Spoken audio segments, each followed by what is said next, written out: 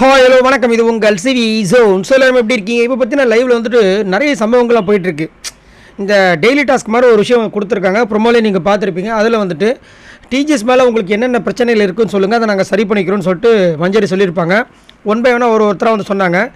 நிறைய பேர் நல்ல விதமாகவும் சொன்னாங்க, ஒரு சில பேர் வன்மத்தை கக்குனாங்க. குறிப்பாக பார்த்தீங்கன்னா ஆர்ஜி ஆனந்தி சைலண்ட்டாக இருந்தாங்க. இப்போ வந்து இந்த வாரம் அவங்க நாமினேஷன்ஸில் இல்லை இல்லையா, ஆரம்பிச்சிட்டாங்க. அதுவும் ஒரு ஆண் மேலே இந்த மாதிரி புகார் வரவே கூடாது. ஒரு ஸ்கூலோ ஒரு காலேஜோ அந்த மாதிரி விஷயங்கள், அந்த மாதிரி ஒரு புகாரை வந்து சிவகுமார் மேலே வைக்கிறாங்க. அவர் ரொம்ப டென்ஷன் ஆகிடுது, பாவமாக இருந்துச்சு. ஆக்சுவலாக வந்துட்டு சாச்சனாவோட சாக்லேட்டை வந்து இவங்களும் இன்னொருத்தவங்களும் சேர்ந்தா வந்து திருடி அதை இது பண்ணாங்க. அதை தான் அவர் பார்த்துருந்தார். ஆனால் அதுக்கு வந்துட்டு டபால்னு பள்ளியை தூக்கி திருப்பி போட்டு அவரை வந்து ரொம்ப அசிங்கப்படுத்தி இங்கே வந்துட்டு புகார் சொல்லி அதை வந்துட்டு ஒரு பெரிய இஷ்யூ தான்.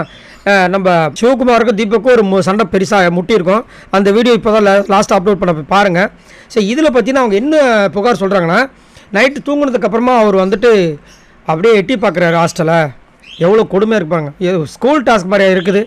இவங்க பண்ணுறது எல்லாமே விஷமத்தனமான விஷயமாக தான் இருக்குது. அதுவும் நார்மலாக பார்க்குறது கூட இல்லை, இப்படி பார்க்குறேன்னு சொல்லி கையை வர வச்சு அப்படியே அந்த கண்ணாடி வழியாக எட்டி பார்க்குறாரு அப்படின்றாங்க. பக்கத்தில் இருக்கிற பிரின்ஸிபல் என்ன சொல்கிறாங்க, வர்ஷினி, ஏமா குழந்தை தானே தூங்குறீங்க, உங்களை என்னம்மா பார்க்க போகிறாருன்னு அந்த கேரக்டர்லேருந்து வெளியே வராமல் சொன்னால் உங்களையும் தானே பார்த்தாரு, ஏன் நீங்கள் இது பண்ணுறீங்கன்ற மாதிரி சொல்கிறாங்க. ரொம்ப ஒஸ்ட்டாக வந்துட்டு அதை எப்படி அந்த கேரக்டரை வந்து அசிங்கப்படுத்தணுமோ அந்த மாதிரி பண்ணுறாங்க. அதுக்கப்புறம் நாங்கள் வந்து எங்கள் அப்பா அம்மா வந்து காசு கட்டி தான் இங்கே வந்து படிக்க வச்சுருக்காங்க, நீங்கள் கேட்குற காசை கொடுக்குறாங்க, நான் இங்கே அன்சேஃபாக ஃபீல் பண்ணுறேன்னு நினச்சா அவங்க எவ்வளோ கஷ்டப்படுவாங்க. அதே மாதிரி இங்கே எனக்கு இருக்கவே அன்சேஃபாக இருக்குன்றாங்க.